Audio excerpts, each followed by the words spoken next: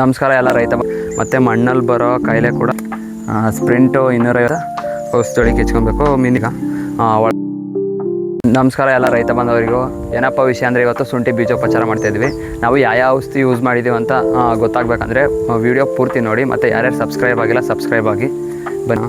ನಮ್ಮದು ಬಂದು 10 ಚೀಲ ಶುಂಠಿಗೆ ಯಾವುದೇ ಔಷಧಿ ತಂದಿದ್ದೀವಿ ಅಂದರೆ ನಾವು ಯಾವ ಔಷಧಿ ಯೂಸ್ ಮಾಡ್ತಾಯಿದ್ದೀವಿ ಅಂದರೆ ಸ್ಪ್ರಿಂಟು 250 ಗ್ರಾಮ್,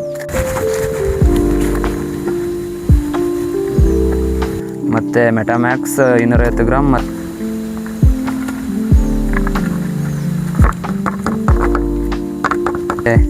ಪ್ಲಾಂಟಮಿನ್ ಸಿ ಇದು 15 ಗ್ರಾಮ್ 3 ಪ್ಯಾಕೆಟ್,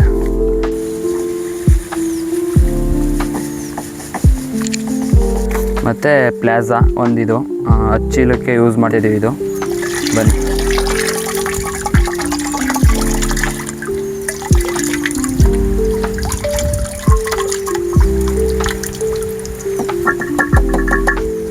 ನಾವು ಅರ್ಧ ಡ್ರಮ್ಮು ನೀರಿಗೆ ಎಲ್ಲನೂ ಮಿಕ್ಸ್ ಮಾಡ್ತಾಯಿದ್ವಿ. ಇನ್ನು ಶುಂಠಿ ತುಂಬಿಟ್ಟಿರೋ ಬಲೆ ಚೀಲನ ತಂದಿದ್ರೊಳಗೆ 20 ನಿಮಿಷ ನೆನೆಸಿಡಬೇಕು. ಈ ಥರ ಶುದ್ಧ ಮಾಡಿರೋ ಶುಂಠಿನ ಬಲೆ ಚೀಲದಿಂದ ಔಷಧಿ ಹೆಚ್ಕೊಬೇಕು. ಮಿನಿಮಮ್ ಒಂದು 20 ನಿಮಿಷ ಎಜ್ಜಿಡಬೇಕು. ನೋಡ್ಬೋದು ಶುಂಠಿ ಎಲ್ಲ ಮುರಿದು ಇಂಥ ಇರೋದೆಲ್ಲ ಮುರಿದು ಹಾಕ್ಬಿಟ್ಟು ಮತ್ತು ಬಲೆ ಚೀಲಕ್ಕೆ ತುಂಬಿಟ್ಕೊಂಡಿದ್ವಿ. ಇದು ಒಂದೊಂದನ್ನೇ 20 ನಿಮಿಷ ನೆನೆಸಿಡ್ಬೇಕು. ಈಗ ಒಳಗಡೆ ಹುಳ ಪಳ ಇದ್ದರೆ ಅವೆಲ್ಲ ಸತ್ತೋಗಂಗೆ.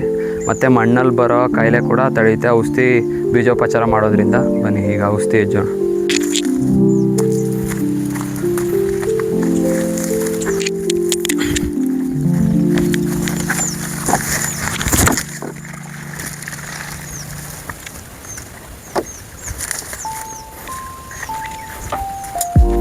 ಶುಂಠಿ ಬೀಜೋಪಚಾರ ಮಾಡೋದ್ರಿಂದ ಏನಪ್ಪ ಉಪಯೋಗ ಅಂದರೆ ಮಣ್ಣಿನಲ್ಲಿ ಬರುವಂಥ ರೋಗಗಳು ಮತ್ತು ಶುಂಠಿ ಬೀಜದಲ್ಲಿ ಬರುವಂಥ ರೋಗಗಳು ತಡೆ ಹಿಡಿಬೋದು. ಅದರಿಂದ ಶುಂಠಿ ಬೀಜೋಪಚಾರ ಮಾಡ್ತಾರೆ.